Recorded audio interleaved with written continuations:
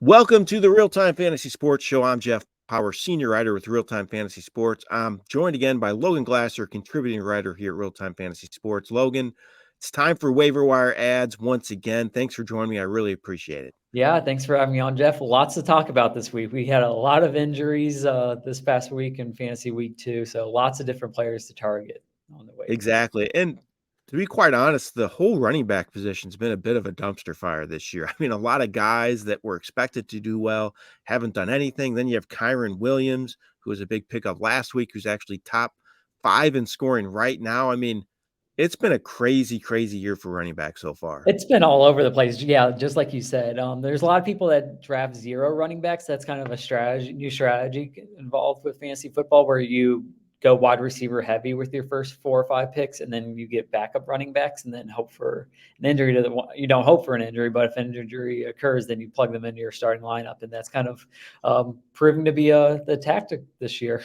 Yeah, outside of Christian McCaffrey, who's been super solid and a high pick, I mean, it's really been crazy, crazy year. So for me, I'm going to really talk heavily about running backs in this edition of the waiver wire ads, and I think you are as well. So we're going to give each each of you out there 3 different players to target, and then a streaming defense as well. We like to do that because it's a very popular strategy. So let's jump into it, Logan. Who's your first waiver wire ad for this week? Yeah, my first waiver wire ad, he's more owned than a normal would be Zack Moss. He is only owned in 63% of leagues, so he's available in a third of the leagues out there. Last week he had 18 carries, 4 receptions. He has another 2 weeks before Jonathan Taylor comes back, and when Taylor is technically healthy, I don't know if he'll end up playing for the Colts after this situation. So I think Moss has a lot of value right there. He's got good volume there.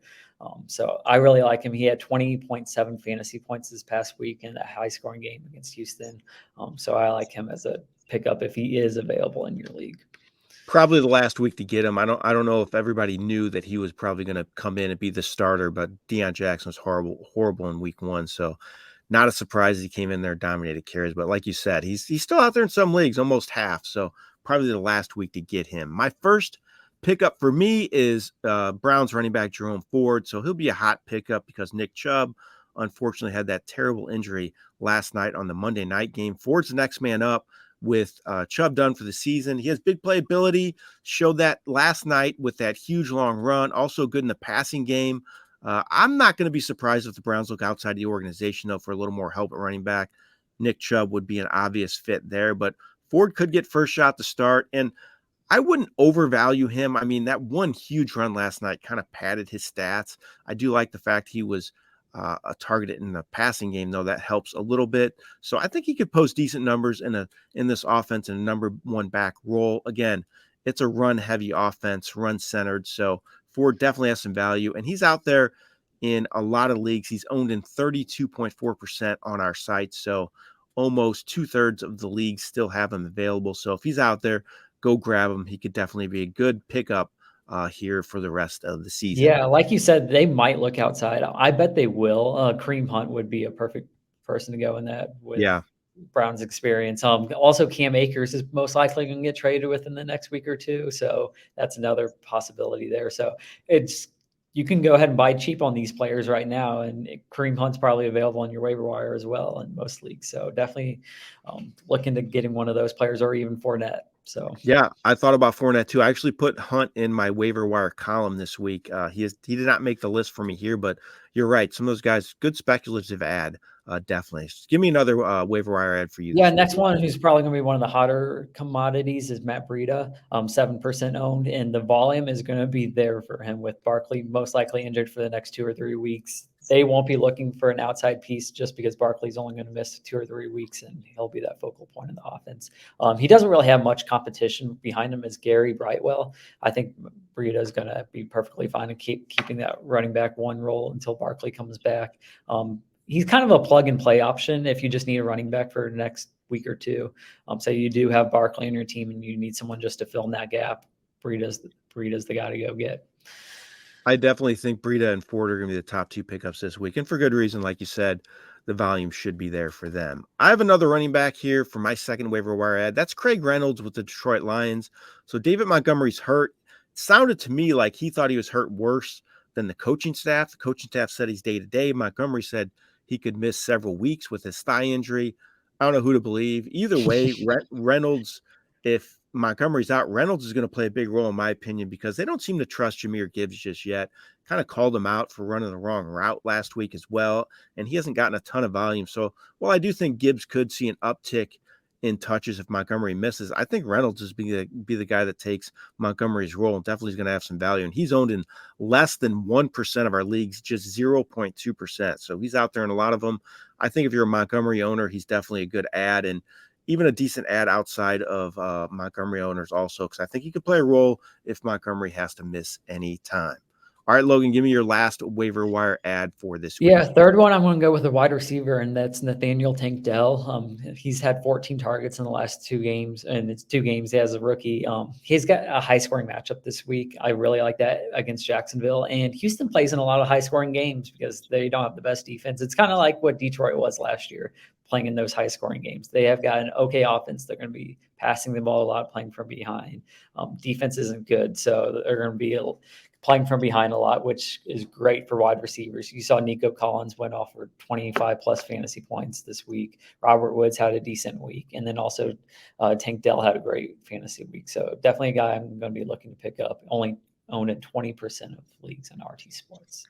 And they can't run the ball at all right now. They're playing from That behind. offensive line, that entire offensive line is all banged up.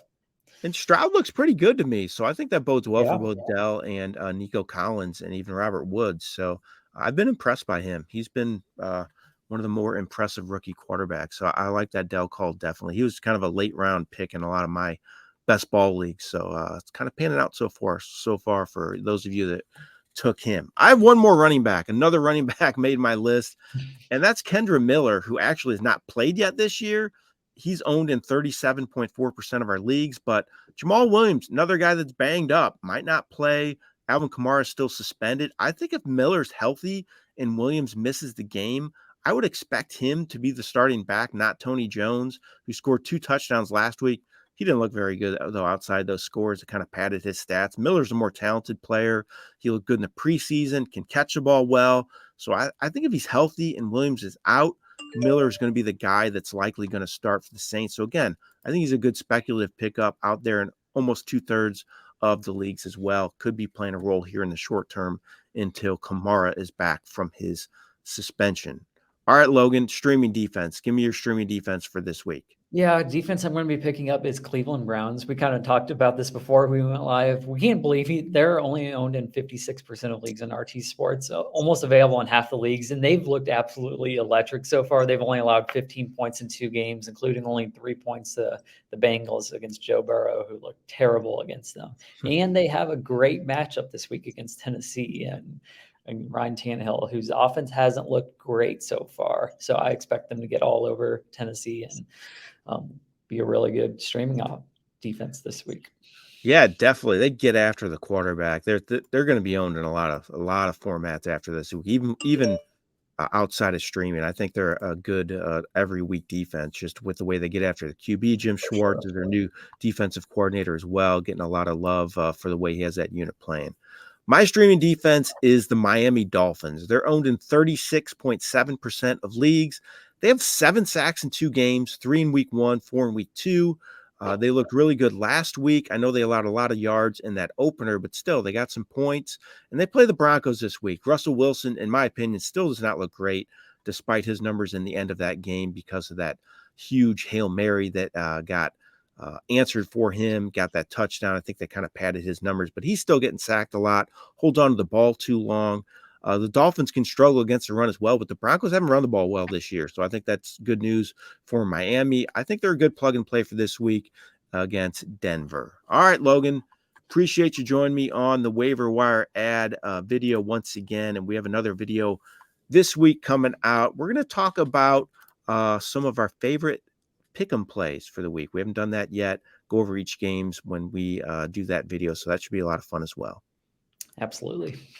Yeah, thanks again for joining me. Appreciate it. Good luck to all of you out there on your waiver wires. Hope you get all the players you've been looking for. This has been Jeff Paur with RealTime Fantasy Sports. Have a great day, everyone.